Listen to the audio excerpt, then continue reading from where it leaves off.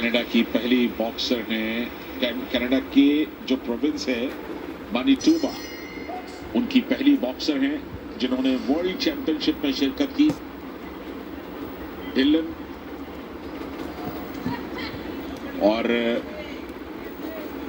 शुरुआती लम्हे नीतू और डिलन के बीच के इस मुकाबले में फासले से लड़ने की कोशिश कर रही हैं और ऐसा लग रहा है कि नीतू चूंकि साउथ पॉ दिखाई दे रही हैं, अपने बाएं हाथ का इस्तेमाल खास तौर पर बड़े प्रहारों के लिए कर रही हैं और राइट से नॉकिंग कर रही हैं, तो थोड़ा सा डिफरेंट स्टांस है नीतू का। फुटवर्क अगर आप देखें दोनों का तो अच्छे खासे फासले से लड़ रहे हैं और यहां पर बरसाने की कोशिश की, कम से कम 2-3 पंचेस बिल्कुल सही जगह पर लगे हैं। कॉम्बिनेशन का अच्छा इस्तेमाल करना होगा। एक दूसरे को भाप रहे हैं, बिल्कुल शुरुआती लम्हे में कोई खतरा मोल नहीं लेना चाहता है। और 3-3 मिनट के 3 राउंड और इस समय बढ़िया ये लेफ्ट हुक बिल्कुल स्ट्रेट जाकर के लगा है नीतू का। और शफलिंग बहुत ज्यादा है, फुटवर्क दोनों का बहुत ज्यादा है, लेकिन ये सिर्फ रिंग के अंदर एक दूसरे के साथ मुझे लगता है कि अब नीतू थोड़ा सा हावी होती हुई, भारी पड़ती हुई लगातार वो प्रहार कर रही हैं, अनसेटल करने की कोशिश कर रही हैं डिलन को। और कम से कम 3-4 पंचेस, ये देखिए एक और बिल्कुल स्ट्रेट जैब जाकर के फेस पे लगा है डिलन के। और थोड़ा सा हालांकि हाइट का एडवांटेज कनाडा की इस बॉक्सर के साथ है, लेकिन बाकी एडवांटेज इस समय भारत की नीतू समेटते हैं।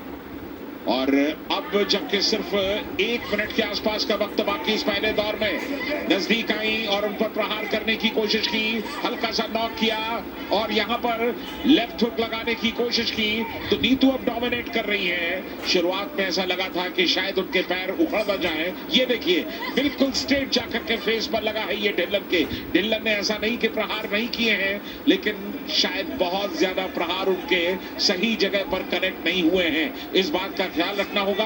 आप ब्लोज करें, प्रहार करें, लेकिन वो सही जगह पर कनेक्ट होने चाहिए। यहां पर पंचेस का इस्तेमाल, लगातार कॉम्बिनेशन का इस्तेमाल कर रही है नीतू। 30 सेकंड के आसपास का खेल बाकी। क्लिंच की सिचुएशन और क्लिंच की सिचुएशन से अपने आप को अलग करते हुए डोमिनेट कर रही है नीतू, इसमें कोई शक नहीं। देखना ये होगा कि फर्स्ट राउंड के बाद जो फैसला आता है जजेस का, वो सर्वसम्मत आता है नीतू के फेवर में या स्प्लिट डिसीजन में।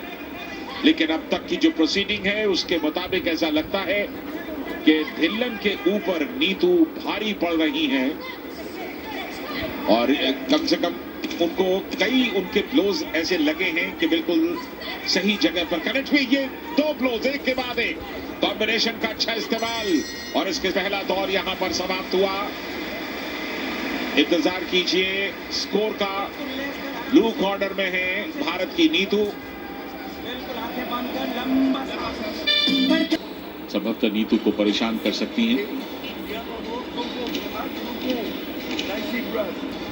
इंतजार है अभी जजेस की राय का और ये बिल्कुल जैसी उम्मीद थी, 5 के 5 जजेस ने नीतू के फेवर में अब तक फैसला दिया है और एक जज ने तो प्रियंका ढिल्लन को सिर्फ 8 पॉइंट्स दिए हैं। अगर मुकाबला कांटे का होता है तो जजेस 9 पॉइंट्स तो कम से कम देते ही देते हैं। अगर उससे कम दिया तो इसका मतलब वो जजेस को कतई प्रभावित नहीं कर सकी है। दूसरे दौर की शुरुआत होती हुई इस मुकाबले में ब्लू कॉर्नर में नीतू एक बार फिर बहुत अच्छे पंचेस लेफ्ट और राइट का इतना बढ़िया कॉम्बिनेशन इस्तेमाल करती है नीतू। जब कभी भी उनको एक या सिंगल पंचेस लगाते हुए नहीं देखा है, हमेशा लेफ्ट राइट के कॉम्बिनेशन के साथ वो पंचेस लगाती हैं और इसका एक अलग एडवांटेज भी उन्हें मिलता है।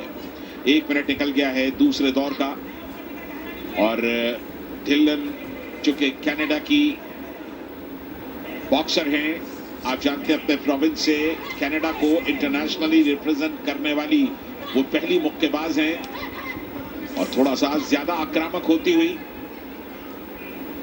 और लगातार फुटवर्क के साथ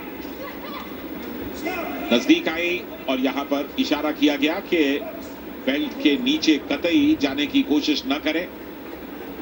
बहुत जरूरी है बॉक्सिंग में, ये जो व्हाइट बेल्ट आप देख रहे हैं इसके नीचे प्रहार नहीं होने चाहिए और कई बंदिशें हैं। सर के पीछे, शरीर के पीछे आप प्रहार नहीं कर सकते।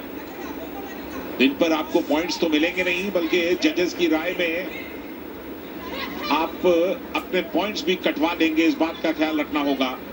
1 मिनट 20 सेकंड का वक्त बाकी दूसरे राउंड में। विनेश फोगट और समंथा स्टीवर्ट कनाडा अब से कुछ देर बाद 53 किलो के मुकाबले में एक दूसरे के आमने सामने होंगी। और 10-3 पर जहां पर आप इस मुक्केबाजी के इस मुकाबले को देख रहे हैं, वहीं विनेश फोगट को भी देखेंगे। 1 मिनट से भी कम का वक्त बाकी है राउंड 2 में। और अब ऐसा लग रहा है कि नीतू सिर्फ डिफेंस कर रही है। सही रणनीति है।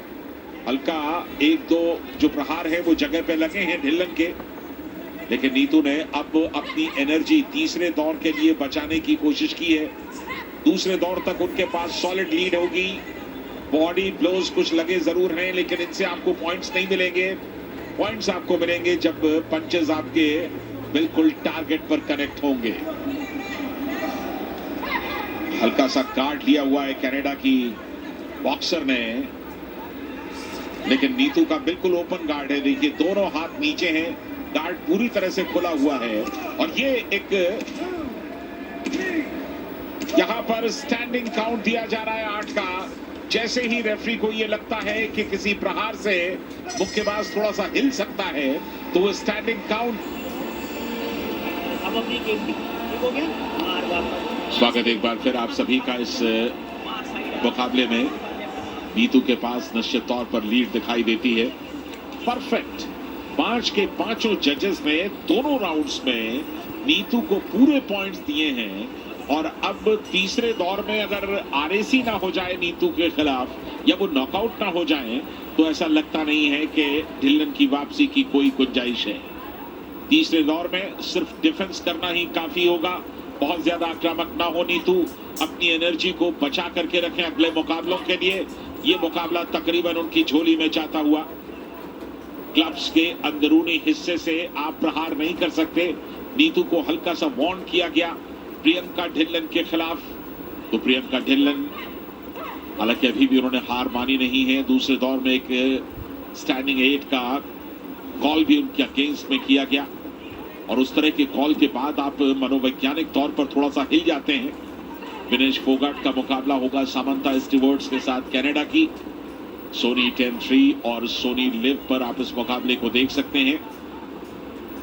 यानी कि जहां इस समय आप बॉक्सिंग का ये मुकाबला देख रहे हैं भारत की नीतू का, बस वहीं आप विनेश फोगाट को देखेंगे लगातार अपनी लीड को मुकम्मल करते हुए। इस मुकाबले में कोई बहुत ज्यादा कुछ बाकी दिखाई नहीं देता। नीतू का जहां तक सवाल,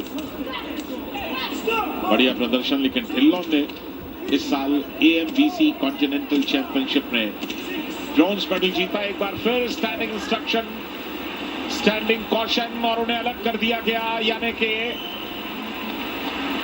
RAC के आधार पर, RSC के बेसिस पर, रेफरी स्टॉप कॉन्टेस्ट के बेसिस पर इस मुकाबले को यहीं पर रोक दिया गया।